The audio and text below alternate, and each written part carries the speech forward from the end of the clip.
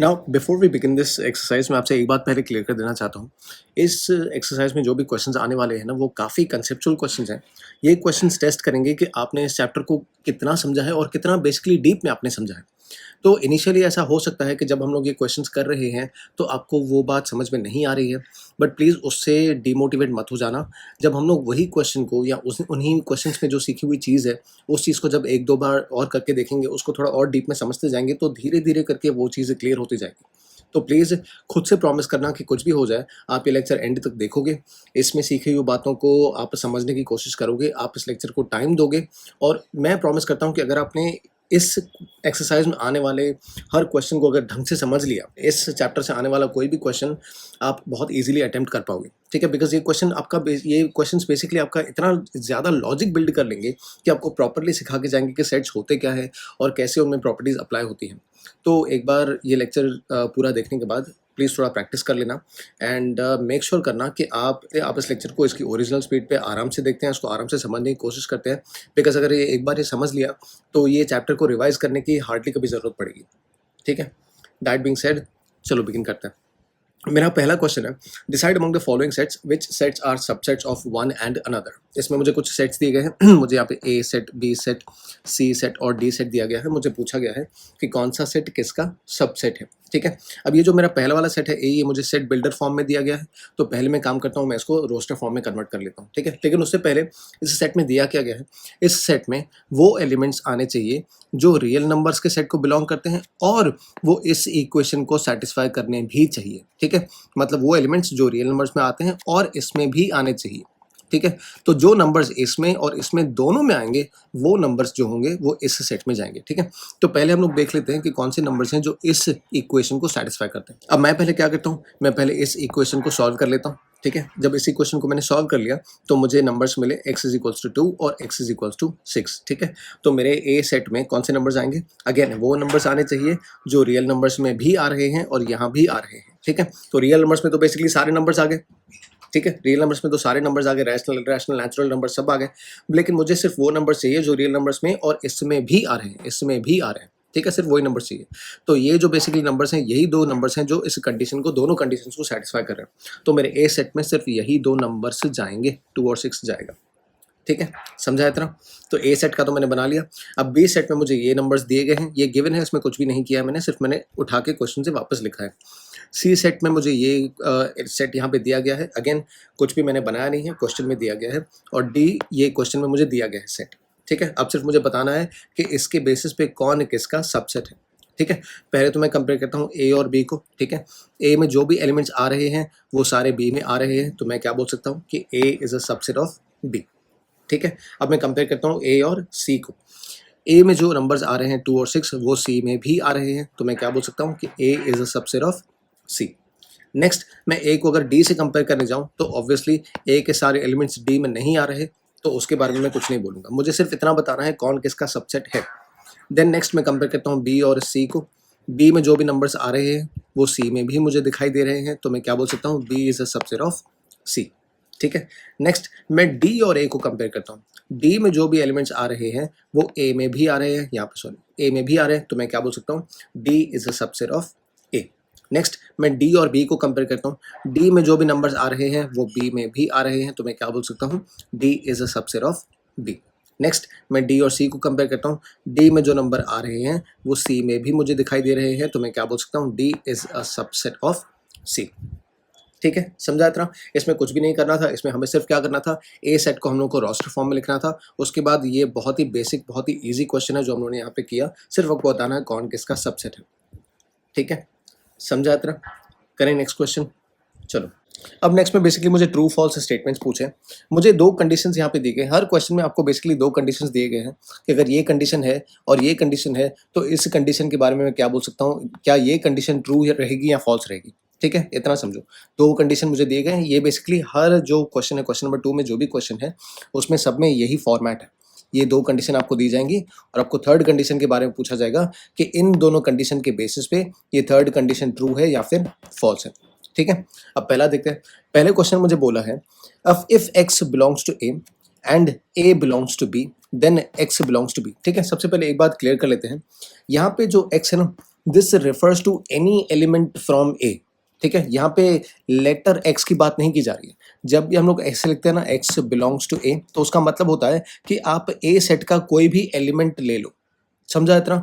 यहाँ पे एक्स की बात नहीं चल रही, ए के कोई भी एलिमेंट की बात चल रही है। ठीक है, लेकिन अगर मैं कोई भी एलिमेंट की बात करूँ तो मैं बेसिकली सारे एलिमेंट्स की ही बात कर रहा हूँ।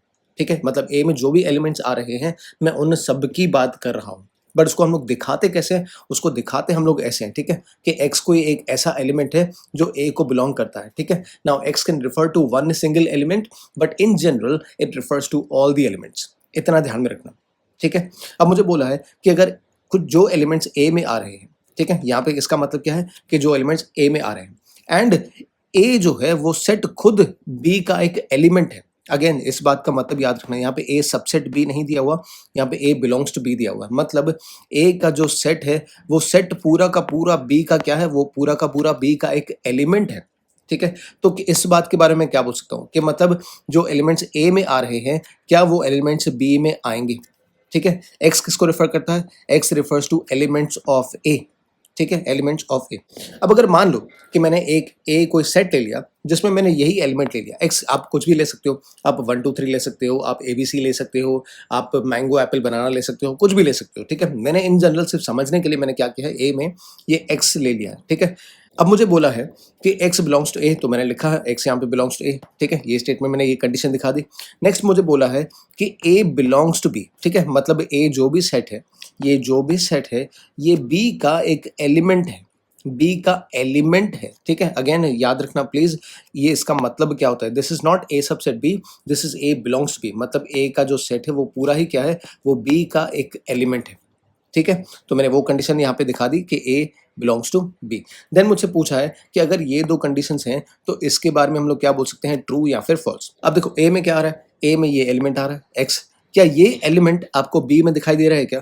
क्या आपको बी में, क्या आपको बी में ऐसा कुछ दिखाई दे रहा है क्या जहाँ पे ए का जो एलिमेंट है वो क्लियरली बी का एलिमेंट हो?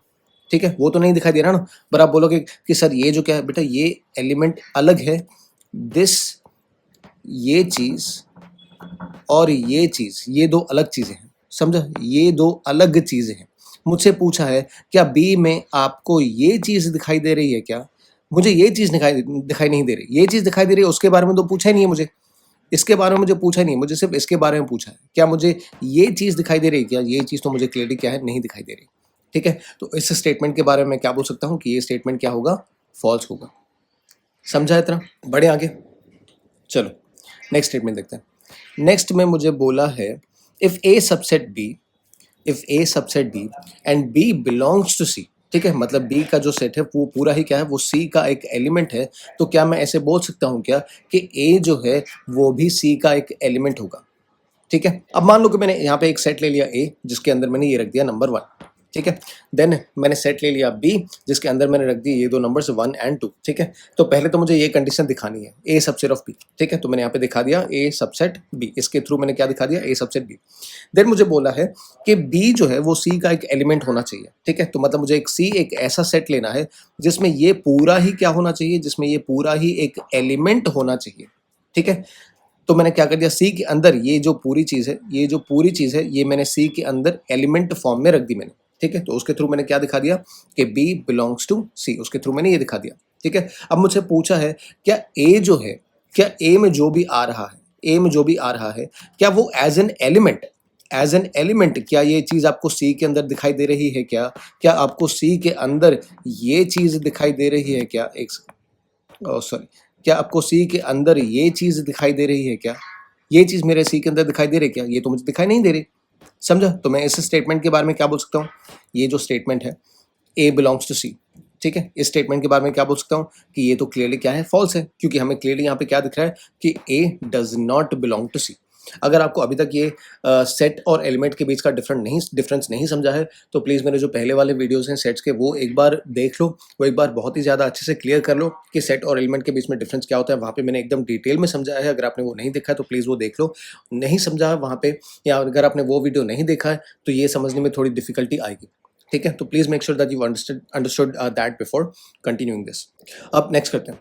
थर्ड में मुझे बोला है if A subset B and B subset C then A subset C. क्या हम लोग ऐसा बोल सकते हैं क्या? मान लो मैंने ए का एक सेट ले लिया जिसमें मैंने ले लिया नंबर 1, बी में मैंने ऐसे कुछ नंबर्स ले लिए जिससे मैं ये कंडीशन दिखा सकूं। ठीक है, बी में आप जो भी लोगे उसमें क्या दिखाना पड़ेगा कि ए के जो भी एलिमेंट्स है वो बी में आ रहे हैं, मतलब आपको ए सबसेट बी दिखाना है यहाँ पे। तो मैंने यहाँ पे दिखा दिया ए सबसेट बी। इसमें से क्लियरली क्या दिख रहा है? ए सबसेट बी। और मुझे क्या दिखाना है? और मुझे दिखाना है बी सबसेट सी। तो मैंने यहाँ पे बी के जो एलिमेंट्स हैं वो एक तीसरे सेट में रख दिए जिसको मैंने नाम दे दिया सी। ठीक है, तो बी के जो भी एलिमेंट्स हैं यहाँ पे वो मुझे सी में दिखाई देने चाहिए, तो उससे मुझे क्या दिखाना है? बी सबसेट सी। ठीक है, अब ये जब मैं तीनों एनालाइज करता हूँ साथ में, तो क्या मैं ये स्टेटमेंट को क्या बोल सकता हूँ, इस स्टेटमेंट के बारे में क्या बोल सकता हूँ? क्या ए के जो भी एलिमेंट्स हैं क्या वो आपको सी के अंदर दिखाई दे रहे हैं? क्या दिखाई दे रहा है ना?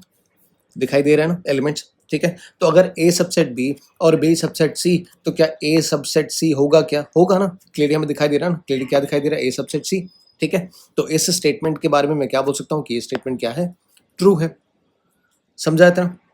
बढ़े आगे, चलो नेक्स्ट मुझे बोला है if A is not a subset of B and B is not a subset of C, तो ए भी सी का सबसेट नहीं होगा। ठीक है, क्वेश्चन एक बार फिर से समझ लो। यहाँ पे ए और बी का रिलेशन दिया है कि अगर ए जो है वो बी का सबसेट नहीं है, यहाँ पे बी और सी का रिलेशनशिप दिया है कि बी जो है वो सी का सबसेट नहीं है, तो हम लोग ए और सी के बारे में रिलेशन में बोल सकते हैं क्या कि ए भी सी का सबसेट नहीं होगा। ठीक है, चलो देख लेते हैं। अब दो सेट्स मुझे ए और बी ऐसे लेने हैं कि मुझे ये कंडीशन उसमें से मिलनी चाहिए कि ए बी का सबसेट नहीं होना चाहिए, मतलब ए के जो भी एलिमेंट्स आप लोगे वो यहाँ पे बी में नहीं दिखने चाहिए। ठीक है, तो उस कंडीशन के थ्रू मैं क्या दिखा सकता हूँ कि A is not a subset of B. ठीक है, उसके बाद मैंने सी एक ऐसा सेट ले लिया जिसमें बी के एलिमेंट्स नहीं आने चाहिए, जिसमें बी के एलिमेंट्स नहीं दिखाई देने चाहिए। ठीक है, तो उस कंडीशन के थ्रू मैं क्या दिखा सकता हूँ कि B is not a subset of C. ठीक है, बट ए और सी के बारे में क्या बोल सकता हूँ मैं? ए और सी के बारे में देखो क्या बोल सकता हूँ, ए और सी में कॉमन एलिमेंट आ रहा है ना, मतलब ए के जो भी एलिमेंट्स हैं वो सी के अंदर दिखाई दे रहा है ना, तो मुझे क्या दिखाई दे रहा है कि A is a subset of C. ठीक है, तो ए is a subset of C, तो मैं इस स्टेटमेंट के बारे में क्या बोल सकता हूँ कि ये स्टेटमेंट फॉल्स है। ठीक है, अब इस क्वेश्चन को ना एक मिनट समझने की कोशिश करो।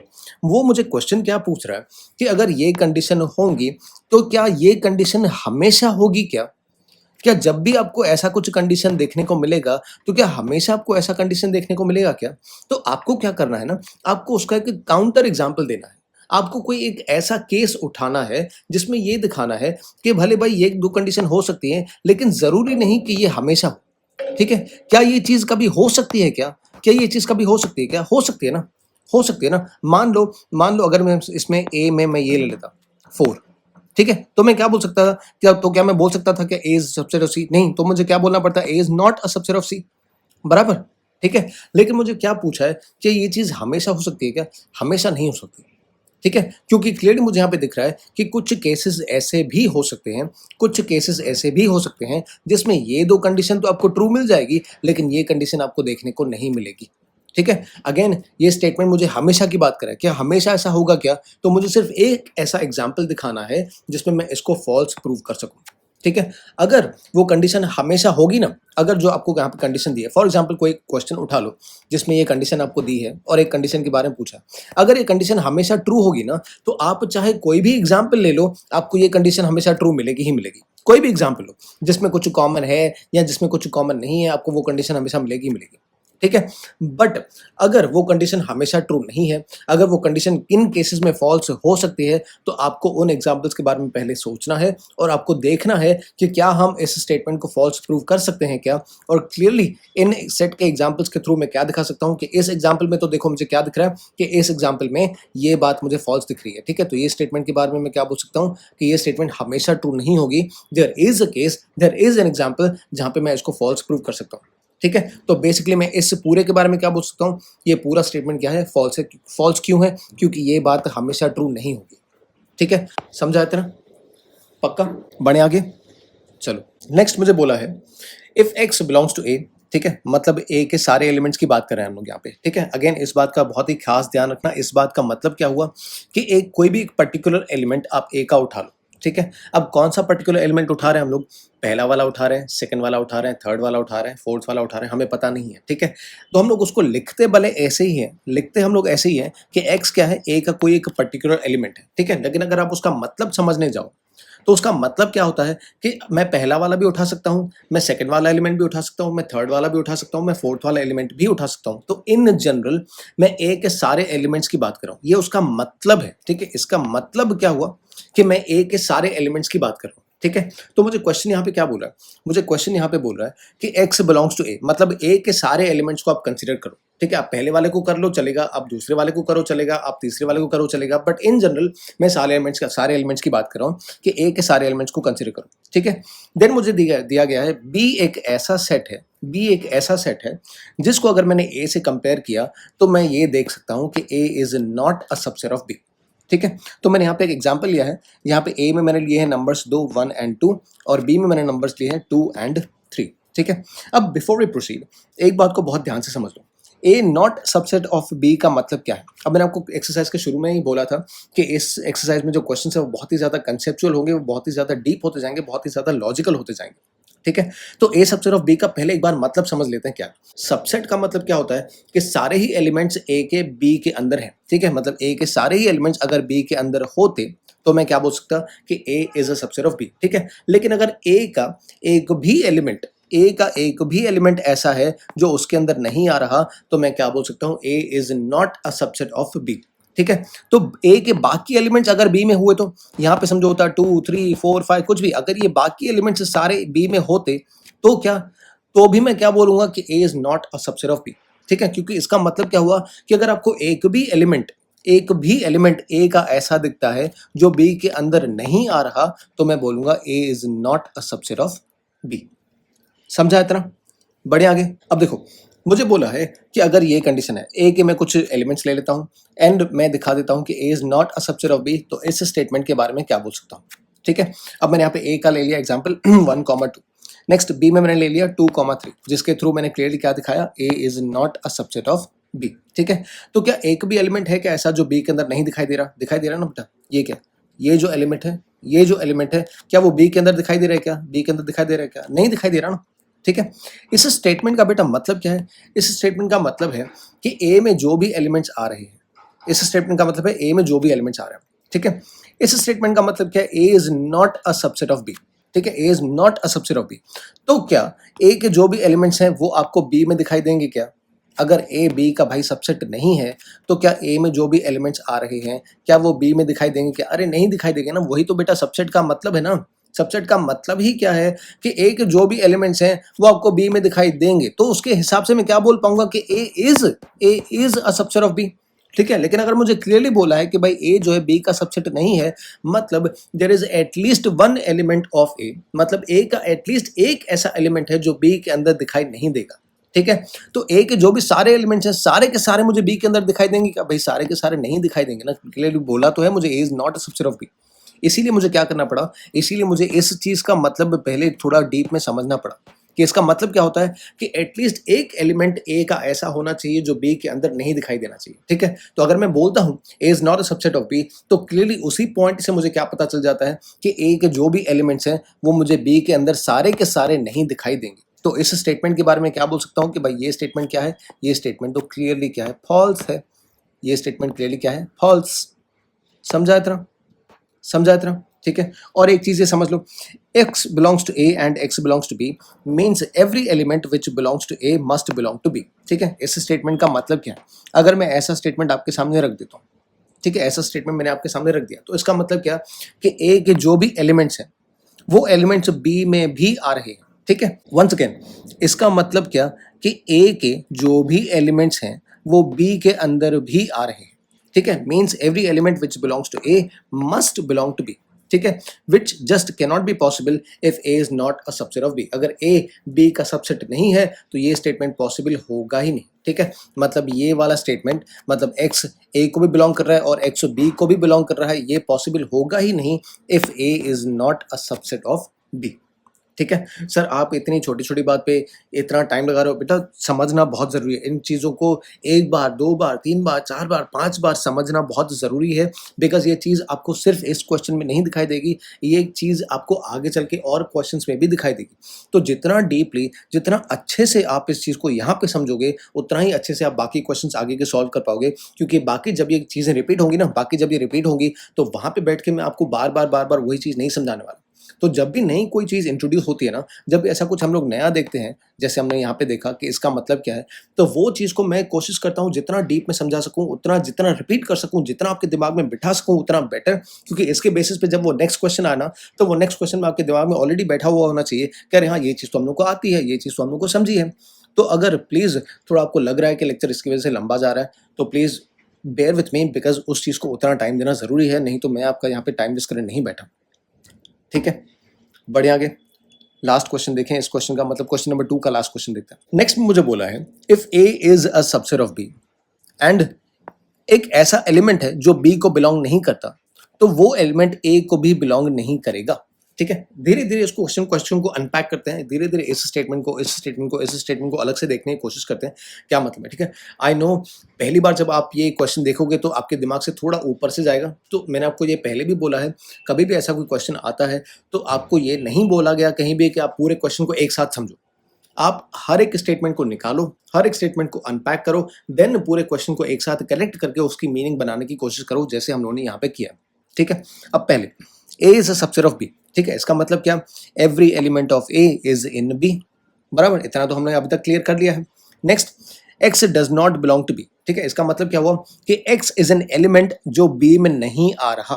ठीक है, एक्स ऐसा एक एलिमेंट है जो बी में नहीं आ रहा। ठीक है, अब ये देखो, if all elements of A are in B, जैसे कि हम लोगों ने इस स्टेटमेंट से देखा। ठीक है, if all elements of A are in B but X is not in B, then X can't be an element of A. ठीक है, समझा इतना? सर कैसे? अरे ये देखो, अच्छा ठीक है, एक काम करो, मेरे साथ आओ यहाँ पे। ये देखो, मैं एक सेट ले लेता हूँ ए, जिसमें मैं ये नंबर्स रख देता हूँ 1, 2। ठीक है, अब मुझे इस क्वेश्चन में क्या बोला है, इसमें क्वेश्चन मुझे बोला है कि A is a subset of B. ठीक है, तो मैं बी एक ऐसा ले लेता हूँ सेट जिसमें ए के सारे एलिमेंट्स आने चाहिए। ठीक है, मैंने ले लिया यहाँ पे 1, 2 और 3 लेट्स से। ठीक है, तो अब clearly A is a subset of B इस एग्जाम्पल में। ठीक है, अब एक ऐसा एलिमेंट ले लो, एक ऐसा एलिमेंट ले लो जो बी में नहीं आ रहा। ठीक है, लेट्स से कि मैं नंबर लेट्स से मैं नंबर 4 की बात कर रहा हूँ। ठीक है, मैं नंबर 4 की बात कर रहा हूँ, तो नंबर 4 जो है वो बी में नहीं आ रहा। ठीक है, तो क्या नंबर आपको ए में, ये जो नंबर 4 है, क्या आपको ए में दिखाई देगा क्या? क्या आपको ए में दिखाई देगा क्या? अरे अगर वो ए में दिखाई देता, अगर वो ए में दिखाई देता, अरे तो वो बी में दिखाई देता ही ना, क्योंकि A is a subset of B, मतलब ए के सारे एलिमेंट्स बी में है ना। ठीक है, तो जब नंबर मुझे ए में दिखाई देता, वो नंबर मुझे बी में भी दिखाई देता ना। तो अगर वो मुझे बी में दिखाई नहीं दे रहा, तो वो मुझे ए में कैसे दिखाई देगा? समझा? A is a subset of B, A के सारे एलिमेंट्स मुझे बी में दिखाई दे रहे हैं। ठीक है, तो कोई एक ऐसा नंबर है जो मुझे बी में दिखाई नहीं दे रहा, जो मुझे बी में दिखाई नहीं दे रहा, तो मुझे ए में भी कैसे दिखाई देगा, क्योंकि ए के तो सारे एलिमेंट्स बी के अंदर है ना। समझा इतना? क्लियर है? पक्का? बढ़े आगे, या एक बार फिर से समझना है? एक बार फिर से कर लेते हैं। अगर मैं बोलता हूं कि ए के सारे एलिमेंट्स बी के अंदर हैं, ए के सारे एलिमेंट्स बी के अंदर हैं, और फिर मैं एक ऐसे एलिमेंट की बात करता हूं जो बी में नहीं आ रहा, जो बी में नहीं आ रहा। ठीक है, तो अगर वो बी में नहीं आ रहा, अगर वो बी में नहीं आ रहा, तो वो ए में मुझे कहां से दिखाई देगा बेटा? अगर वो बी में ही नहीं आ रहा, तो मुझे ए में कहां से दिखाई देगा? अगर वो बी में आता, अगर वो बी में आता, तो शायद मुझे वो ए में दिख जाता। ठीक है, अगर मेरे बी में ये नंबर 4 आता, तो शायद मुझे वो ए में दिख जाता, शायद नहीं दिखता। ठीक है, शायद दिख जाता, शायद नहीं दिख जाता। ठीक है, हो सकता था कि ये क्या है, ये बी का अपना ही कोई एलिमेंट है। ठीक है, जो ए से नहीं आ रहा। ठीक है, लेकिन अगर वो बी के अंदर है ही नहीं, वो बी के अंदर है ही नहीं, ठीक है, तो वो ए के अंदर तो डेफिनेटली नहीं होगा ना, क्योंकि ए के तो सारे एलिमेंट बी के अंदर हैं। समझा इतना? पक्का? बढ़े आगे। नेक्स्ट, मुझे इस क्वेश्चन में बोला है, मुझे पहले 2 चीजें गिवन है। ठीक है, क्या गिवन है वो देख लेते हैं। ए यूनियन बी जो है वो ए यूनियन सी के इक्वल है। ठीक है, ये चीज मुझे दी हुई है। दूसरा मुझे क्या दिया हुआ है, ए इंटरसेक्शन बी जो है वो ए इंटरसेक्शन सी के इक्वल है। ठीक है, ये भी मुझे चीज दी हुई है। नेक्स्ट मुझसे पूछा गया है, मुझसे शो करने के लिए बोला गया है कि बी इक्वल्स टू सी, ये मुझे दिखाना है। ठीक है, अब पहली बात तो ये समझो, हम लोग जब बेसिक मैथ्स करते हैं, बेसिक जब अलजेब्रा करते हैं ना बेटा, तो उसमें हम लोग क्या करते हैं, हम लोग एलएचएस को आरएचएस के इक्वल दिखा देते हैं और वहीं पे बस बात खत्म हो जाती है। ठीक है, हम लोग दिखा देते हैं कि भाई एलएचएस इक्वल्स टू आरएचएस, तो मतलब दोनों आपस में इक्वल होंगे। अब पहले तो एक बात ये समझ लो कि सेट्स में ऐसा नहीं होता। ठीक है, सेट्स में अगर एलएचएस आरएचएस के इक्वल है तो आप वहां पे स्टॉप नहीं कर सकते। आपको दो चीजें इसमें दिखानी होती है। वो दो चीजें क्या सर? आपको एलएचएस इक्वल्स टू आरएचएस दिखाना है और आपको आरएचएस इक्वल्स टू एलएचएस भी दिखाना है। जब ये दोनों कंडीशंस ट्रू होंगी, जब ये दोनों कंडीशंस ट्रू होंगी, तो मैं बोल सकता हूं कि ये दोनों क्या है, ये दोनों आपस में इक्वल है। ठीक है, एक चीज ये समझ लो। दूसरी चीज, जब मैं दो सेट्स को इक्वल दिखाने जाऊंगा, जब मैं दो सेट्स को इक्वल दिखाने जाऊंगा, तो मुझे बेसिकली प्रूव क्या करना है? मुझे बेसिकली ये चीज प्रूव करनी है। ये जो मैंने यहाँ पे नोट लिख के रखा है ना, मुझे ये चीज प्रूव करनी है। B इक्वल्स टू सी का मतलब क्या होता है? B इक्वल्स टू सी का मतलब होता है कि B is a subset of C and C is a subset of B। जब मैं ये दोनों चीजें प्रूव कर दूंगा, जब मैं ये दोनों चीजें प्रूव कर दूंगा, तो मैं क्या बोल सकता हूं? तो मैं बोल सकता हूं कि B इक्वल्स टू C।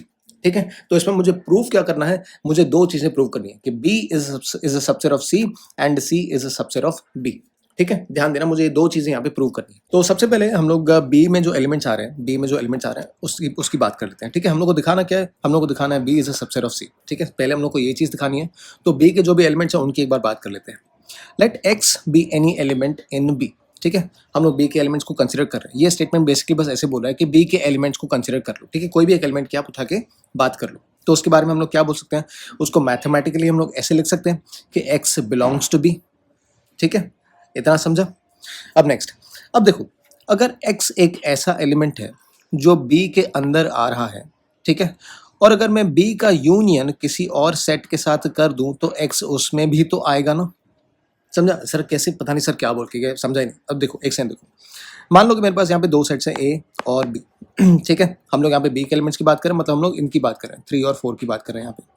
ठीक है, अब मैंने b का जो यूनियन है, b का यूनियन है किसी और सेट के साथ कर दिया। ठीक है, मैंने a यूनियन b कर दिया, तो बी के जो भी एलिमेंट्स हैं आपको उसके यूनियन में भी तो दिखाई देंगे ना। ठीक है, यूनियन का मतलब क्या? बेसिकली यूनियन का मतलब क्या है? इसके जो भी एलिमेंट्स हैं, इसके जो भी एलिमेंट्स हैं, सबको एक साथ कंबाइन करके रख दो। ठीक है, तो बी के जो भी एलिमेंट्स हैं मुझे ए यूनियन बी में भी तो दिखाई देंगे ना। ठीक है, अब देखो, अब मुझे क्वेश्चन में दिया हुआ है कि A union B is equals to A union C. ठीक है, तो मैं सिर्फ क्या कर देता हूँ ना, यहाँ पे मैं ए यूनियन बी की जगह पे यहाँ पे लिख देता हूँ ए यूनियन सी। क्यों? क्योंकि भाई मुझे दिया हुआ है since A union B is equals to A union C. ठीक है, तो मैंने इसी स्टेटमेंट को x belongs to A union B, इसको कैसे लिख दिया मैंने? X belongs to A union C. ठीक है, अब इस स्टेटमेंट का मतलब क्या पहले वो समझ लो। अगर मैं किसी सेट की यूनियन की बात करता हूँ, समझो मैं इस यूनियन की बात करता हूँ, इस यूनियन की बात करता हूँ। ठीक है, अब समझो ये मुझे ए यूनियन बी पता है, बट मुझे ए और बी जो सेट्स हैं ये दोनों मुझे पता ही नहीं है। 2 मिनट के लिए ये सेट भूल जाओ, मुझे ये दोनों पता ही नहीं है। ठीक है, मुझे सिर्फ इसके बारे में पता है कि ए यूनियन बी में क्या आ रहा है। ठीक है, तो ए यूनियन बी के जो भी एलिमेंट्स हैं उनके बारे में मैं क्या बोल सकता हूँ? अगर मुझे ए और बी इंडिविजुअली इन दोनों सेट्स की कोई भी आइडिया नहीं है कि ये कौन से सेट्स हैं, सिर्फ मुझे ए यूनियन बी दिया हुआ है, तो ए यूनियन बी के एलिमेंट्स के बारे में क्या बोल सकता हूँ कि ये जो एलिमेंट्स हैं या तो ए सेट में से आए हैं या तो बी सेट में से आए हैं। ठीक है, यूनियन का मतलब क्या? ए और बी के सारे एलिमेंट्स, बराबर। तो इन एलिमेंट्स के बारे में अगेन क्या बोल सकता हूँ कि ये जो एलिमेंट्स हैं, समझो इसकी बात करता हूँ, तो 1 क्या है? या तो ए से आया है या तो बी से आया है। 2 के बारे में भी मैं वही बोल सकता हूँ, या तो वो ए से आया है या तो वो बी से आया है। 3 के बारे में भी सेम बोल सकता हूँ, या तो वो ए से आया है या तो वो बी से आया है। ठीक है, मतलब मैं सारे ही एलिमेंट्स के बारे में क्या बोल सकता हूँ कि वो या तो ए से आए हैं या तो वो बी से आए हैं। ठीक है, तो इस स्टेटमेंट का मतलब क्या? अगर मैं बोलता हूँ कि x एक ऐसा एलिमेंट है जो इसे यूनियन में से आया है, तो इस एलिमेंट के बारे में मैं क्या बोल सकता हूँ कि या तो वो ए से आया है या तो वो सी से आया है। समझा इतना? पक्का? आगे बढ़े, देखो, अब देखो, अब मुझे पता नहीं है कि x a से आया है या c से आया। मुझे पता है कि इन दोनों में से जो एक बात ट्रू है, या तो ये बात सच होगी या तो ये बात सच होगी। ठीक है, देखते हैं अभी क्या है। मैं क्या करता हूँ ना, मैं इनको 2 अलग अलग केसेस में डिवाइड करता हूँ। इसको मैं ले लेता हूँ केस 1 कि x जो है वो a में से आया है, और इसको मैं ले लेता हूँ केस 2 कि x जो है वो c में से आया है। ठीक है, अब पहले केस 1 देखते हैं, x बिलोंग टू a। ठीक है, इतना याद रखना, ये केस याद करने से पहले देखना कि जो भी हम लोग करते जा रहे हैं, यहाँ तक हमने जो भी किया, यहाँ तक हमने जो भी किया, हम लोगों ने स्टार्ट यहाँ से किया था कि x एक ऐसा एलिमेंट है जो b के अंदर आ रहा है। ठीक है, और उसी में से, इसी स्टेटमेंट में से हम लोग आगे आगे आगे आगे बढ़ते गए, तो उसी स्टेटमेंट में से हमें यहाँ पे क्या मिला है? केस 1 जहाँ पे x also belongs to a। समझा? X also belongs to A. किसी भी स्टेप पे आके ये स्टेटमेंट भूल मत जाना, ठीक है? ये स्टेटमेंट भूल मत जाना, यहीं से हमने स्टार्ट किया था, ठीक है? अब एक्स बिलोंग्स टू ए, ठीक है? तो इसके बारे में क्या बोल सकता हूँ कि एक्स बिलोंग्स टू बी, हमने ये तो अज्यूम किया था, ठीक है? कि एक्स एक ऐसा एलिमेंट है जो बी के अंदर आ रहा है, ये तो हमने अज्यूम किया था। उसमें से हमने क्या देखा कि अगर वो बात है तो ये बात भी हो सकती है, एक्स बिलोंग्स टू ए, ठीक है? तो अब मैं एक्स मतलब किसी भी एलिमेंट के बारे में क्या कह सकता हूँ? मैं कह सकता हूँ कि एक्स जो है वो ए को भी बिलोंग कर रहा है और वो एक्स बी को भी बिलोंग कर रहा है, ठीक है? यहाँ पे देखना फ्रॉम वन, वन किसको दिया था बेटा? हमने वन दिया था हमने इसको, हमने चालू ही स्टेटमेंट यहाँ से किया था, हमने आंसर अपना चालू ही यहाँ से किया था, ठीक है?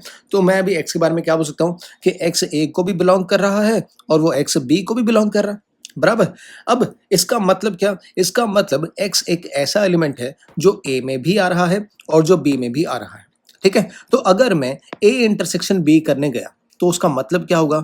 ए इंटरसेक्शन बी में कौन से एलिमेंट्स आएंगे? मतलब जो एलिमेंट्स ए और बी में कॉमन है वो आएंगे ना, बराबर? और इसी स्टेटमेंट में क्या दिखा रहा हूँ? इसी स्टेटमेंट में मैं दिखा रहा हूँ कि एक्स क्या है, वो ए में भी आ रहा है और बी में भी आ रहा है, मतलब एक्स क्या है, ए और बी दोनों में आ रहा है, ठीक है? तो ए इंटरसेक्शन बी जब मैं एलिमेंट्स लेने जाऊंगा, जब देखूंगा कि दोनों के बीच में कॉमन क्या है, तो ये एलिमेंट जिसकी मैं बात कर रहा हूँ वो तो आएगा ही आएगा ना, वो तो आएगा ही आएगा ना, ठीक है? तो जब मैंने ये स्टेटमेंट लिख दिया x belongs to A and x belongs to B, तो मैं उसके बेसिस पे क्या लिख सकता हूँ? X belongs to A intersection B, समझा? अब देखो ये स्टेटमेंट वापस आया ना ऐसा वाला, ठीक है? मैंने आपको क्या बोला था?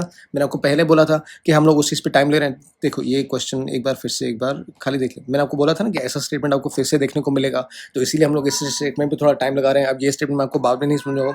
अब ये स्टेप पे जो हम लोग क्वेश्चन कर रहे हैं ना अभी, क्वेश्चन नंबर 3, इसमें आपको इसका मीनिंग ऑलरेडी पता होना चाहिए कि ये क्या मतलब है, ठीक है? अब आ जाओ आगे, अब आगे आ जाओ, ठीक है? तो इस स्टेटमेंट का मतलब क्या होगा कि x एक ऐसा एलिमेंट है जो a के अंदर भी आ रहा है, b के अंदर भी आ रहा है, मतलब वो a इंटरसेक्शन b में आ रहा है, ठीक है? लेकिन लेकिन मुझे क्वेश्चन में बेटा दिया हुआ है कि a intersection b is equals to a intersection c, ये क्वेश्चन में मुझे दिया गया है, ठीक है? तो मैं इस स्टेटमेंट में a इंटरसेक्शन b की जगह पे a इंटरसेक्शन c लिख दूं, चलेगा क्या? चलेगा ना बेटा, इक्वल दिया हुआ ना, क्या दोनों इक्वल तो दिया हुआ ना, ठीक है? तो मैं x belongs to a intersection b की जगह पे मैंने क्या लिख दिया? मैंने लिख दिया x belongs to a intersection c, ठीक है? तो हमने ये देखा, तो x belongs to a intersection c का मतलब क्या हुआ कि x एक ऐसा एलिमेंट है जो a में भी आ रहा है और जो c में भी आ रहा है, तभी तो बेटा वो उन दोनों के इंटरसेक्शन में आएगा ना। जब वो एलिमेंट a और c दोनों में आएगा, जब वो एलिमेंट दोनों में कॉमन होगा, तभी तो वो इसको बिलोंग करेगा ना, समझा इतना? ठीक है? हमने ये स्टेटमेंट निकाला नहीं, ये स्टेटमेंट तो हम लोग को समझो मिल गया, समझो हमने मिल गया। हमने लिखा था x belongs to a intersection b, लेकिन क्वेश्चन में दिया हुआ a intersection b is equals to a intersection c, ठीक है? तो हमने तो खाली क्या कर दिया, a इंटरसेक्शन b की जगह पे a इंटरसेक्शन c लिख दिया, ठीक है? तो इससे हम लोग को मतलब पता चल गया। अब इससे हम लोग को मतलब क्या पता चल गया कि अरे भाई हमने ये स्टेटमेंट लिखा है तो मतलब x डेफिनेटली एक ऐसा एलिमेंट है जो a के अंदर भी आ रहा है और जो c के अंदर भी आ रहा है, बराबर? अब हमने केस 1 चालू कहां से किया था कि x a के अंदर तो आ ही रहा है, ठीक है? अब हमने यहाँ पे क्या देखा, यहाँ पे देखा कि x जो है a के अंदर भी आ रहा है और c के अंदर भी आ रहा है, तो मतलब मैं x के बारे में क्या बोल सकता हूँ कि x डेफिनेटली c के अंदर भी आ रहा है, ठीक है? अगेन किसी भी स्टेटमेंट पे ये स्टेटमेंट भूल मत जाना कि हमने चालू कहाँ से किया था। हमने चालू कहाँ से किया था कि x एक ऐसा एलिमेंट है जो b के अंदर आ रहा है, ठीक है? तो इस स्टेटमेंट की वजह से हम क्या देख पाए कि x जो है वो a के अंदर भी आ रहा है और x जो है वो c के अंदर भी आ रहा है, समझा इतना? पक्का? बढ़े आगे। नेक्स्ट, अब हमारा सेकंड केस क्या था, x बिलोंग्स टू c, ठीक है? लेकिन ये केस हम लोग को देखने की जरूरत ही नहीं ना। क्यों देखने की जरूरत नहीं है? अरे ये तो हम लोग ने ऑलरेडी प्रूव कर लिया।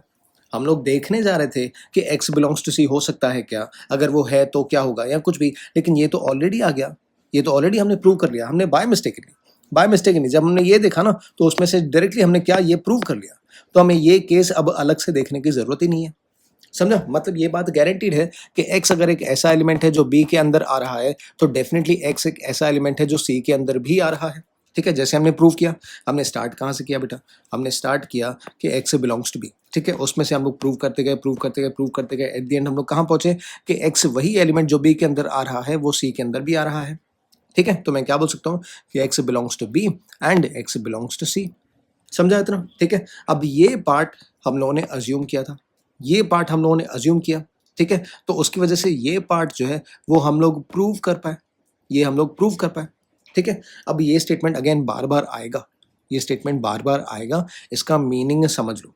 अगर x एक ऐसा एलिमेंट है जो b के अंदर भी आ रहा है और x एक ऐसा एलिमेंट है जो C के अंदर भी आ रहा है, तो मैं क्या बोल सकता हूँ कि x मतलब तो मैं क्या बोल सकता हूँ कि B के जो भी सारे एलिमेंट्स हैं वो C के अंदर आ रहे हैं।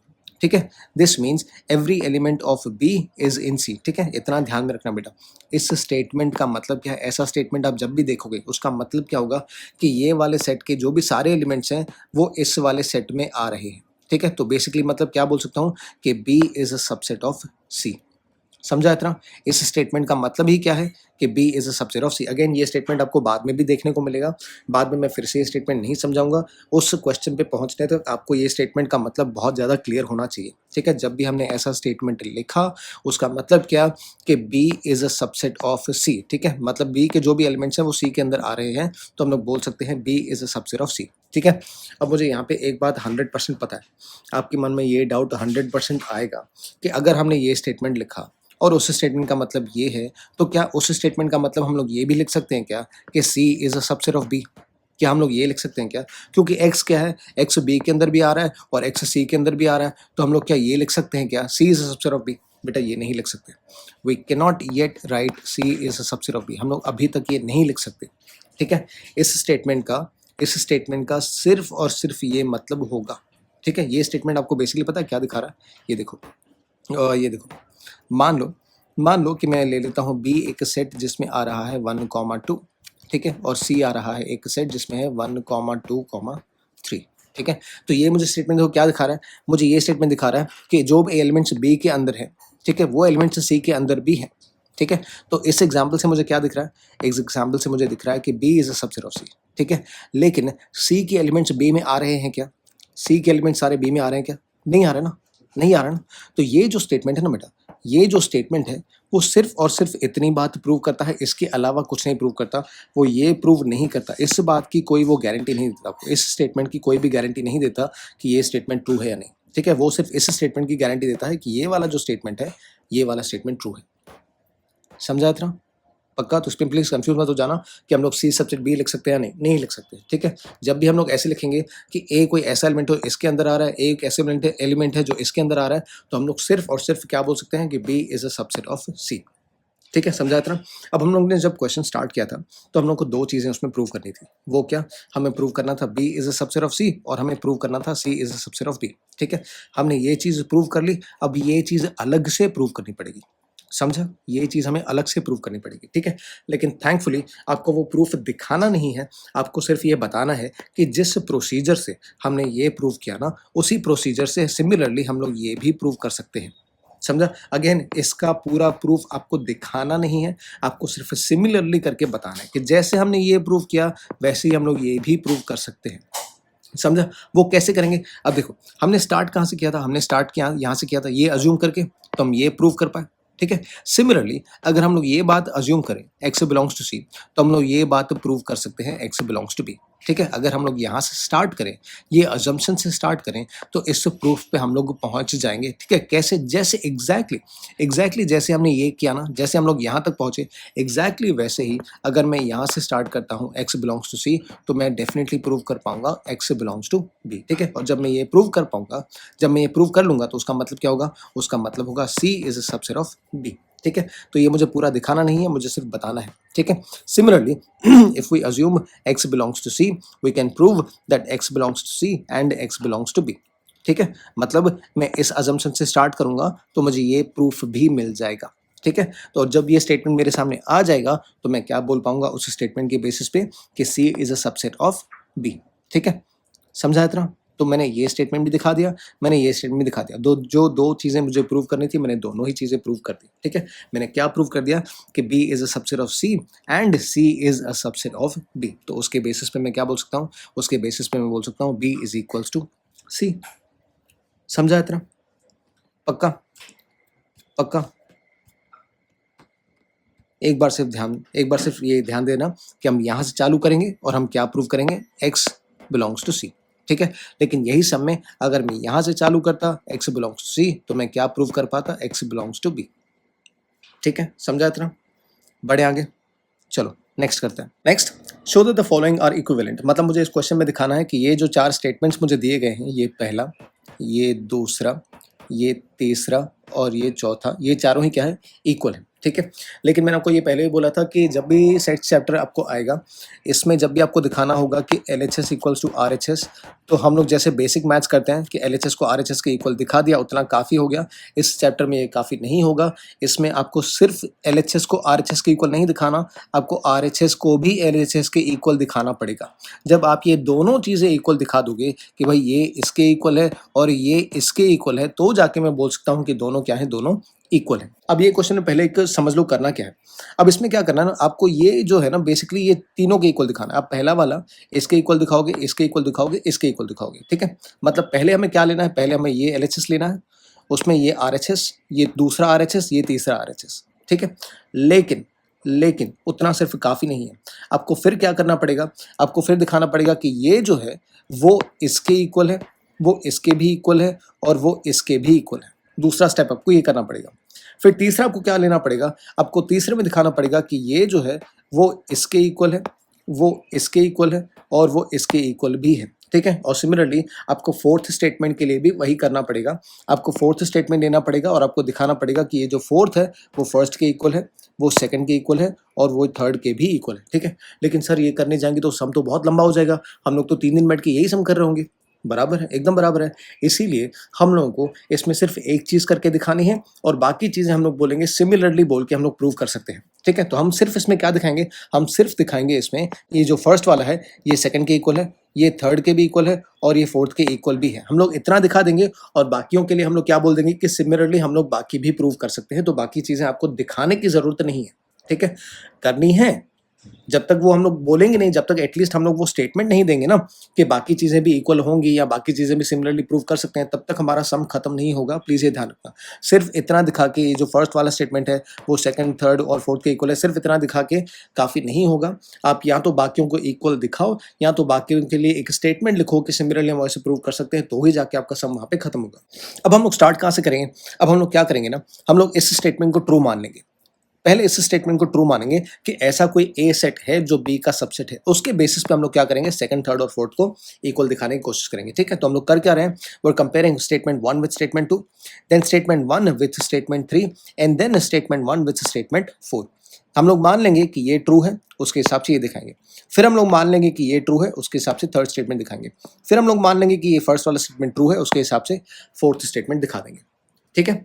अब पहला, अब अच्छा ठीक है, पहले स्टार्ट करें उसके पहले ध्यान में रखना कि हम लोग को प्रूव करना क्या है। ये हम लोग मान लेंगे ट्रू है और ये प्रूव करना है। क्या प्रूव करना है कि a माइनस बी जो सेट है वो क्या है, वो एक एम्प्टी सेट है अगर a सबसेट b है, ठीक है? पहले हम लोग को ये प्रूव करना है। तो मैं मान लेता हूँ पहले, let's assume a is a subset of b, ठीक है? अब इसका मतलब क्या, इस स्टेटमेंट का मतलब क्या कि every element of a is in b, ठीक है? ये बात तो ट्रू है। If a is a subset of b तो मतलब क्या कि every element of a is in b, समझा? ठीक है? अब मैं दूसरे सेट की बात करता हूँ। अब मैं ऐसे स्टेटमेंट की बात करता हूँ, ये वाले स्टेटमेंट की। इसमें मुझे क्या दिखाना है, मुझे a माइनस बी दिखाना है। इसके एलिमेंट्स की बात करता हूँ मैं, ठीक है?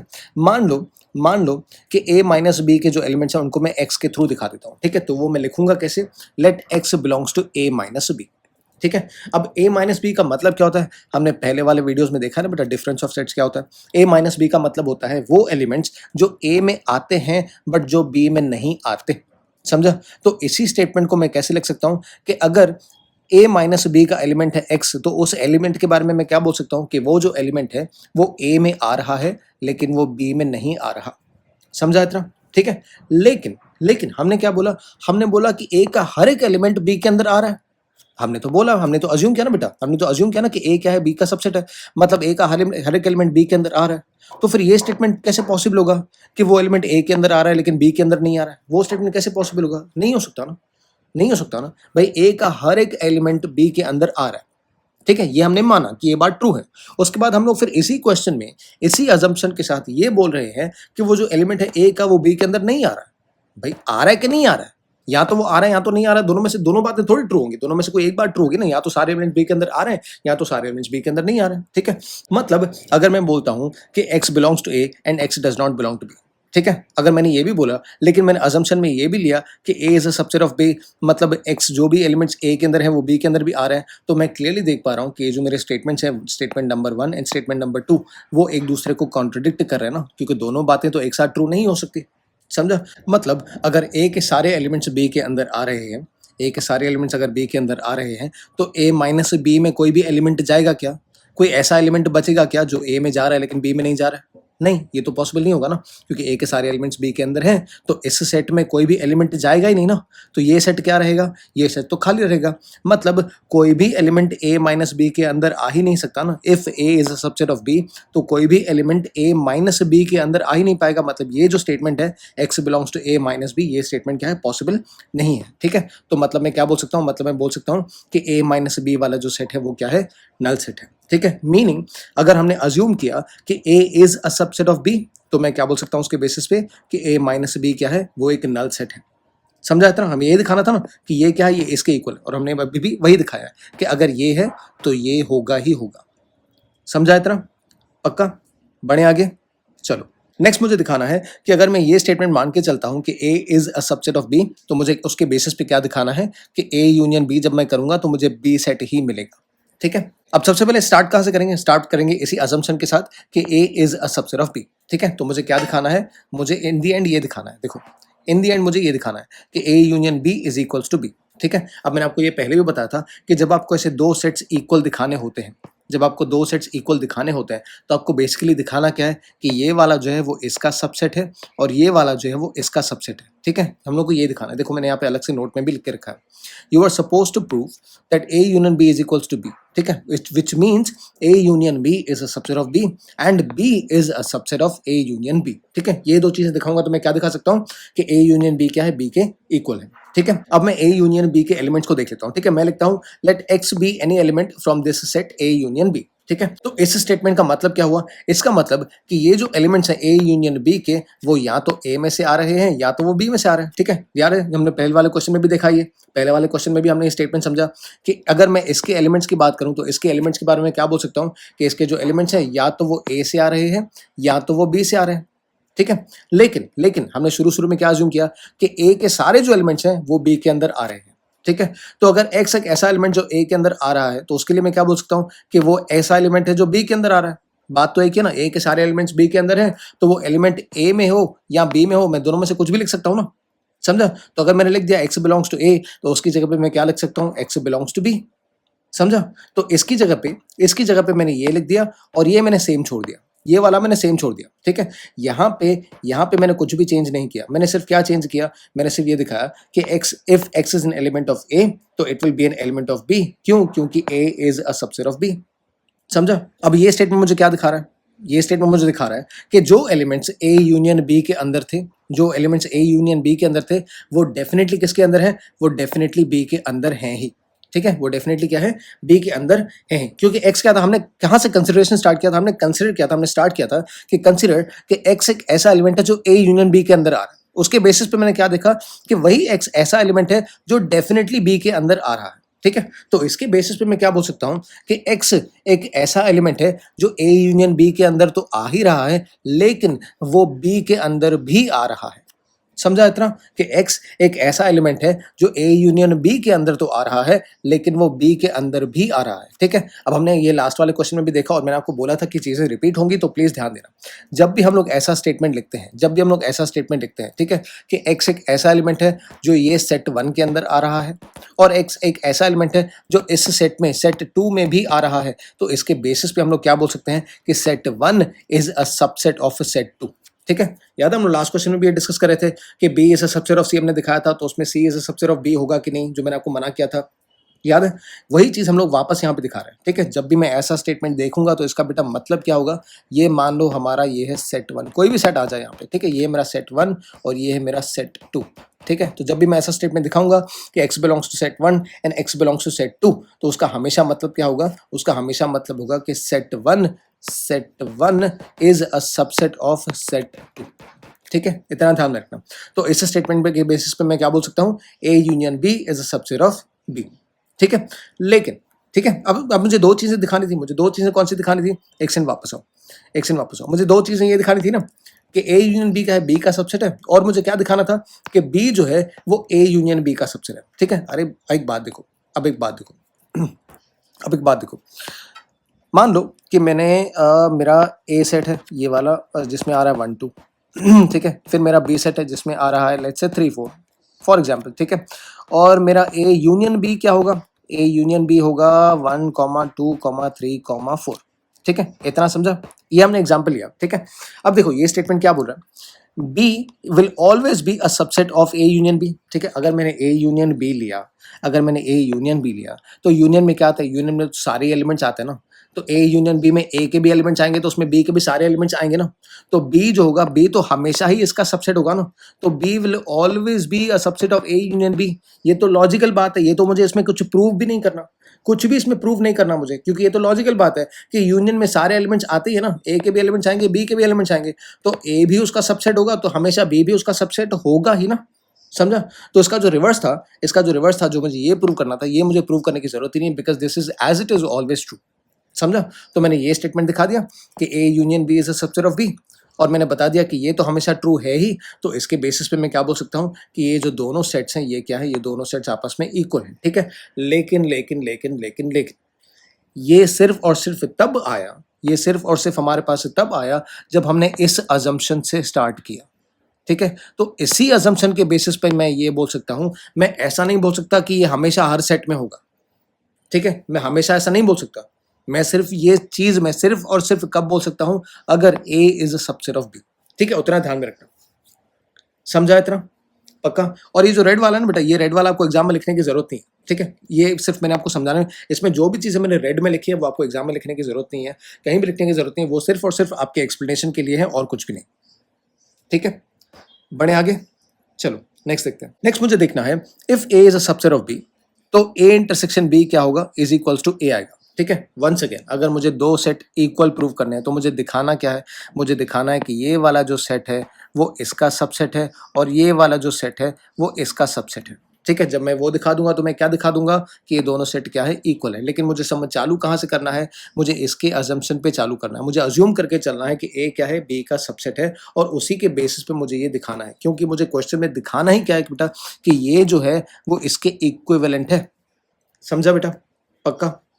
चलो स्टार्ट कहाँ से करेंगे, स्टार्ट करेंगे, let's assume that A is a subset of B, ठीक है। अब देखो ए इंटरसेक्शन बी, ठीक है, is a subset of A, this is always true, ठीक है। मुझे प्रूव क्या करना है बेटा, मुझे प्रूव क्या करना है, इस अजम्पशन के बेसिस पे मुझे प्रूव क्या करना है, मुझे ये बात प्रूव करनी है, ठीक है। तो सबसे पहले मुझे क्या प्रूव करना है, मुझे सबसे पहले प्रूव करना है कि ए इंटरसेक्शन बी क्या है, वो इसका सबसेट है, ठीक है। तो पहले मैं उसकी बात कर लेता हूँ।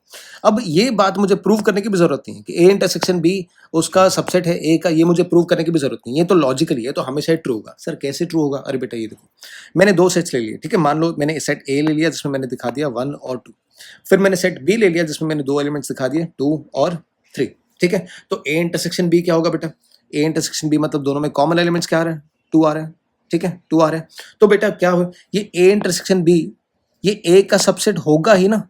ए इंटरसेक्शन बी में कौन से एलिमेंट्स आ रहे हैं बेटा, जो ए में भी आ रहे हैं और जो बी में भी आ रहे हैं, ठीक है। तो मतलब मैं बोल सकता हूँ कि ए इंटरसेक्शन बी में जो भी एलिमेंट्स आ रहे हैं वो ए में से तो डेफिनेटली आ ही रहे ना, वो ए में से तो डेफिनेटली आ रही है ना, हमें समझा। तो ये जो है ये हमेशा ही क्या होता है, ये हमेशा ही मेरे ए सेट का सबसेट होता ही है, ये होता ही है, ये मुझे प्रूव करने की भी जरूरत नहीं है, this is always true, A intersection B will always be a subset of set A, समझा इतना। ये मैंने एग्जाम्पल से प्रूव करके दिखाया आपको, यहाँ पे प्लीज क्लियरली देख लो कि ये जिस भी बात की हम लोग यहाँ पे बात कर रहे हैं, this will always be true no matter what, ठीक है, समझा इतना।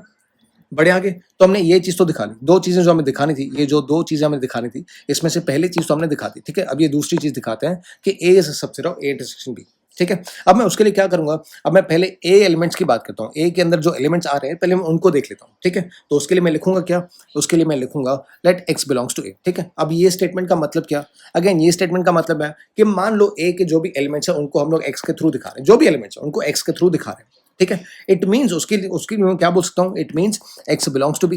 भाई क्यों सर, ये क्यों आया, अरे हमने बेटा बोला तो था, हमने इसी अजम्पशन से स्टार्ट किया ना कि A is a subset of B, मतलब ए का जो भी एलिमेंट रहेगा, ए का जो भी एलिमेंट रहेगा वो आपको बी के अंदर भी तो दिखाई देगा ना, यही तो स्टेटमेंट का मतलब है ना बेटा, कि ए का जो भी एलिमेंट रहेगा, ए का जो भी एलिमेंट रहेगा वो आपको बी के अंदर भी दिखाई देगा, समझा इतना, ठीक है। तो मतलब मैं क्या बोल सकता हूँ कि x belongs to a and x belongs to b, ठीक है। मतलब ये जो एलिमेंट है इसके बारे में क्या बोल सकता हूँ मैं कि ये a के अंदर भी आ रहा है और वो b के अंदर भी आ रहा है, समझा? अगर वो ए और बी दोनों के अंदर आ रहा है, तो वो आपको ए इंटरसेक्शन बी में तो दिखाई देगा ना, ठीक है? क्योंकि इंटरसेक्शन का मतलब ही क्या? ए इंटरसेक्शन बी में कौन से एलिमेंट्स आएँगे? वही एलिमेंट्स आएँगे जो ए में भी आ रहे हैं और जो बी में भी आ रहे हैं, ठीक है? तो मैं क्या बोल सकता हूँ? इस स्टेटमेंट के बेसिस पे मैं क्या बोल सकता हूँ कि एक्स एक ऐसा एलिमेंट है जो ए में भी आ रहा है और जो बी में भी आ रहा है। मतलब वो मुझे किस में दिखाई देगा? मतलब वो मुझे ए इंटरसेक्शन बी में दिखाई देगा। समझा इतना? पक्का? अब देखो मैंने स्टार्ट कहाँ से किया था? मैंने स्टार्ट यहाँ से किया ना, ठीक है? ये वाला यहाँ से स्टार्ट किया ना, तो मैं बोलूँगा if X belongs to A and x belongs to A intersection B, तो उसके बेसिस पे मैं क्या बोल सकता हूँ? उसके बेसिस पे मैं बोल सकता हूँ A is a subset of A intersection B, ठीक है? बोला था ना मैंने, बेटा बोला था ना, ये चीज़ बार-बार रिपीट होगी, ठीक है? देखो फिर से रिपीट हुई ना। अगर मैंने आपको बोला कि एक्स इज एन एलिमेंट जो एक सेट के अंदर आ रहा है, जो सेट 1 के अंदर आ रहा है, और एक्स एक ऐसा एलिमेंट है जो सेट 2 के अंदर आ रहा है, तो उसके बेसिस पे मैं क्या बोल सकता हूँ कि set 1 is a subset of set 2। समझा? उसके बेसिस पे मैं क्या बोल सकता हूँ? A is a subset of A intersection B, ठीक है? अब मुझे 2 चीज़ें इसमें दिखानी थी। कौन सी 2 चीज़ें दिखानी थी? मुझे बेटा ये 2 चीज़ें दिखानी थी ना, ये देखो। मुझे एक तो ये दिखाना था, ठीक है? ये मैंने यहाँ पे दिखा दिया, ठीक है? और दूसरा मुझे ये दिखाना था। दूसरा मुझे ये दिखाना था जो मैंने यहाँ पे दिखाया, ठीक है? तो मैंने दोनों चीज़ें दिखा दी, तो मैं क्या बोल सकता हूँ कि ये जो दोनों सेट्स हैं वो क्या है? ये जो दोनों सेट्स हैं वो क्या है? वो दोनों आपस में इक्वल है। समझा इतना? पक्का? बढ़े आगे? चलो, तो चलो आज का लास्ट क्वेश्चन। थोड़ा ज़्यादा हो गया ना आज के लिए, मैं समझता हूँ। अगर बट देखो प्लीज़ इतनी मेरी बात मानो, अगर आपको ये सारे क्वेश्चंस डिफ़िकल्ट लग रहे हैं ना, तो वो इसीलिए भी डिफ़िकल्ट लग रहे हैं क्योंकि आप ये सब बहुत पहली बार देख रहे हो। पहली बार में जो भी चीज़ हम लोग करते हैं ना, और स्पेशली अगर हम लोग ऊपर वाले लेवल पे जाने की कोशिश करते हैं, थोड़ा ऊपर लेवल पे जाने की कोशिश करते हैं, तो वो चीज़ कभी भी डिफ़िकल्ट थोड़ी लगेगी ही लगेगी। आई होप मेरे एक्सप्लेनेशन की वजह से आपको वो चीज़ थोड़ी समझ में आई होगी। बट अगर नहीं भी समझ में आ रही है ना, तो मैं आपसे एक रिक्वेस्ट करूँगा, प्लीज़ ये वीडियो कल एक शांत दिमाग से बैठ के पूरा वीडियो एक बार वापस देखना। और मैं आपसे प्रॉमिस करता हूँ कि नेक्स्ट टाइम जब आप ये वीडियो देखोगे ना, अब ये सारा जब आपने एक बार समझ लिया ना, नेक्स्ट टाइम जब आप ये वीडियो वापस देखोगे ना, आपको डेफिनेटली फर्स्ट टाइम से ज़्यादा समझ में आएगा। जब ये वीडियो आप थोड़े दिन के बाद फिर से रिवाइज करने बैठोगे ना, कि सब आपका वो यूनिट टेस्ट का एग्जाम आया, कोई भी एग्जाम आया, उसके टाइम पे जब आप ये वीडियो वापस देखने बैठोगे ना, तो और थोड़ी वो चीज़ ज़्यादा समझेगी। जितनी बार आप इस चीज़ की प्रैक्टिस करोगे, जितनी बार आप इस चीज़ को लिख के देखोगे, अब अपना थोड़ा दिमाग लगाओगे, वो चीज़ ईजी होती जाएगी, ठीक है? तो मैं फिर से रिक्वेस्ट करूँगा, अगर आपको ये चीज़ अभी थोड़ी डिफिकल्ट लग रही है, तो प्लीज़ उससे डीमोटिवेट मत हो जाना। ये चीज़ इतनी डिफिकल्ट है नहीं, सिर्फ इसीलिए लग रही है क्योंकि हम लोग उसको पहली बार कर रहे हैं, और पहली बार में कोई भी चीज़ डिफिकल्ट लगती है, और प्रैक्टिस करते करते वो चीज़ खुद ही ईजी लगने लग जाती है। जब इसकी आदत पड़ जाएगी ना एक बार, तो यही चीज़ें बहुत ईजी लगने लगेंगी, ठीक है? चलो लास्ट हम करते हैं आज का। Show that if A is a subset of B, then C minus B, ये जो सेट है सी माइनस ए का सबसेट होगा, ठीक है? कब? If A is a subset of B, ठीक है? देखते हैं, आ जाओ। मैं बोलता हूँ, मैं पहले इसके जो एलिमेंट्स है ना उसकी बात कर लेता हूँ, सी माइनस बी में, ठीक है? समझो सी माइनस बी में जो भी एलिमेंट्स आ रहे हैं उनको मैं एक्स के थ्रू दिखाता हूँ, ठीक है? Let x be any element from C minus B, ठीक है? अब सी माइनस बी का मतलब क्या हुआ बेटा? डिफरेंस ऑफ सेट्स हम लोगों ने किया है, उसका कंसेप्ट हम लोगों को आता है। मतलब वो सारे एलिमेंट्स जो सी में आ रहे हैं बट जो बी में नहीं आ रहे, ठीक है? तो इसी स्टेटमेंट को मैं कैसे लिख सकता हूँ कि एक्स जो है वो सी को बिलोंग करता है और वो बी को बिलोंग नहीं करता, ठीक है? समझा इतना? Next, if an element does not belong to B, then it cannot belong to A as well, since every element of A is in B, ठीक है? अब मुझे देखो बेटा क्या दिया हुआ, हम लोगों ने ये अज्यूम किया ना, हमने अज्यूम किया ना कि A is a subset of B, ठीक है? मतलब A का हर एक एलिमेंट B में आ ही रहा है, ठीक है? तो अगर वो एलिमेंट आपको B में नहीं दिखाई दे रहा, तो वो आपको A में भी तो नहीं दिखाई देगा ना। समझा? Again once again, A is a subset of B का मतलब क्या कि ए का हर एक एलिमेंट मुझे बी में दिखाई देगा, ठीक है? तो वो अगर एलिमेंट मुझे बी में दिखाई नहीं दे रहा, तो डेफिनेटली वो मुझे एलिमेंट ए में भी दिखाई नहीं देगा, ठीक है? तो वी कैन से कि अगर ये बात है, तो ये बात भी डेफिनेटली होगी, ठीक है? तो मतलब इसी स्टेटमेंट को मैंने क्या कर दिया, इसी स्टेटमेंट को मैंने ऐसे लिख दिया, ठीक है? x belongs to c and x does not belong to b का मतलब क्या हुआ कि x belongs to c and x does not belong to a, ठीक है? अब देखो, अब इस स्टेटमेंट का मतलब क्या हुआ, कि x एक ऐसा एलिमेंट है जो c के अंदर आ रहा है लेकिन जो a के अंदर नहीं आ रहा, ठीक है? वो c के अंदर आ रहा है लेकिन वो a के अंदर नहीं आ रहा, ठीक है? मतलब वो किस सेट में आ रहा है? मतलब वो इस सेट में आ रहा है ना, c माइनस a में आ रहा है ना, बराबर? क्योंकि सी माइनस ए में कौन से एलिमेंट्स आ रहे हैं? जो सी में आ रहे हैं लेकिन वो ए में नहीं आ रहे हैं, और वही तो ये स्टेटमेंट बोल रहा है ना, ठीक है? तो इस स्टेटमेंट का मतलब क्या हुआ कि एक्स एक ऐसा एलिमेंट है जो सी माइनस ए के अंदर आ रहा है, ठीक है, समझा इतना? अब हमने चालू कहाँ से किया? हमने यहाँ से चालू किया, ठीक है, कि x क्या एलिमेंट है? c माइनस b का एक एलिमेंट है। उससे हमने क्या दिखाया? इससे हमने दिखाया कि x इसका ऐसा एलिमेंट है जो c माइनस a के अंदर आ रहा है, ठीक है? अब इसके बेसिस पे जैसे कि हम लोगों ने अभी तक बार-बार जब हमने वही चीज़ देखी कि अगर एक x एक ऐसा एलिमेंट है जो सेट 1 के अंदर आ रहा है और x एक ऐसा एलिमेंट है जो सेट 2 के अंदर आ रहा है, तो उसके बेसिस पे मैं क्या बोल सकता हूँ कि सेट 1 जो है मेरा वो सेट 2 का सबसेट होगा, ठीक है? मतलब ये वाला जो सेट होगा वो इसका सबसेट होगा, ठीक है? अब ये चीज़ थोड़ी ईज़ी लगनी चाहिए क्योंकि हम लोग ये चीज़ बार-बार देखते हैं, ठीक है? बी सबसेट सी वाला जो क्वेश्चन हमने शुरू-शुरू में किया था तब से लेके हम लोग ये चीज़ बार-बार देखते आ रहे हैं, तो अब ये चीज़ थोड़ी दिमाग में बैठनी चाहिए आपको, ठीक है? समझा इतना? और मुझे बस ये दिखाना था कि सी माइनस बी जो है वो क्या है? सी माइनस ए का सबसेट है। कब? कब? अगर ए मेरा सबसेट है बी का, ठीक है? ये बात भूल मत जाना, ठीक है? ये सिर्फ़ तभी ट्रू है जब मुझे ये कंडीशन दी गई है। समझा इतना? पक्का? ठीक है? ये देखो पूरा सम एक बार फिर से देख लो। समझा इतना? हमने यहाँ से चालू किया, x is an element belong to c minus b, उससे हमने क्या दिखा दिया? x is an element belong to c minus a, और उसी के बेसिस पे हम लोगों ने ये स्टेटमेंट बनाया जिसके बेसिस पे हमने क्या बोला कि c minus b is a subset of c minus a, जो हम लोग को क्वेश्चन में दिखाना था, ठीक है? समझा बेटा? आज के लिए मैं बोल रहा हूँ इतना ही करते हैं। मैं एक्चुअली क्या करने वाला था, मैं एक्चुअली पूरा ही एक्सरसाइज़ एक वीडियो में करने वाला था, बट एक्सरसाइज़ खुद ही कराते-कराते आई रियलाइज़्ड कि maybe if you are new to all this, अगर आपने ये चीज़ पहली बार नहीं की, तो हो सकता है कि दिमाग पे थोड़ा ओवरलोड हो जाए कि पहली बार में ही हम लोग इतनी ज़्यादा बातें सीख रहे हैं, तो थोड़ा ओवरलोड हो जाए। तो आई डिसाइडेड कि मैं इसको 2 पार्ट्स में डिवाइड कर दूँगा। पहले I will do 5 questions and the next 5 questions will be in the next video, ठीक है? तो आज के लिए इतना ही करते हैं, बट प्लीज़ सिर्फ़ ये वीडियो देखने से सारी चीज़ें नहीं आएँगी। आई रिक्वेस्ट यू, कल बैठ के आराम से टाइम निकाल के ये वीडियो एक बार फिर से देखना, यही चीज़ें देखना ज़्यादा समझ में आएँगी। एक बार ये चीज़ें लिख के देखना, लिख के मतलब यहाँ से अगर आपने कॉपी किया है तो ठीक है, यहाँ से कॉपी करके लिखो, लेकिन एक बार वो खुद से भी लिख के देखना, ठीक है? सिर्फ़ समझने की बात नहीं कर रहा हूँ। मैं ये नहीं बोल रहा हूँ कि सिर्फ़ आप खुद से बैठ के इसको समझो, खुद से बैठ के इसको लिख के भी देखो। जब आपके सामने सॉल्यूशंस नहीं होंगे, तब खुद से बैठ के उसका इसको समझने के बाद, ये सॉल्यूशंस लिखने के बाद, खुद एक बार बिना देखे इसका सॉल्यूशन लिखने की ट्राई करो। मैं बता रहा हूँ 100% आपका कॉन्फिडेंस इसमें बढ़ता जाएगा, ठीक है? और कुछ भी नहीं आ रहा है, एज़ ऑलवेज़ मुझे कमेंट्स में बताओ, मैं आपके डाउट सॉल्व करने के लिए एनी टाइम यहाँ पे बैठा हूँ, ठीक है? आई होप आपको मेरे साथ ये एक्सरसाइज करने में मज़ा आया। मिलता हूँ आपसे नेक्स्ट वीडियो में, तब तक के लिए हैव अ गुड नाइट।